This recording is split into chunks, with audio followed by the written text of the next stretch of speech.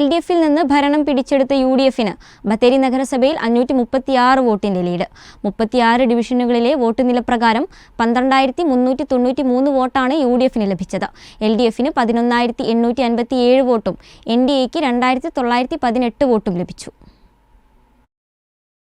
നഗരസഭയിലേക്കുള്ള തിരഞ്ഞെടുപ്പ് കഴിഞ്ഞ് വോട്ട് നിലകളിലെ കണക്കുകൾ നോക്കുമ്പോൾ ബത്തേരി നഗരസഭയിൽ UDFിന് LDFിനെ അപേക്ഷിച്ച് 536 വോട്ടിന്റെ ലീഡാണുള്ളത്.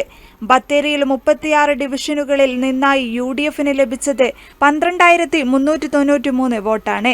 LDFിന് 1,857 വോട്ടും NDAക്ക് 2,918 വോട്ടും ലഭിച്ചു.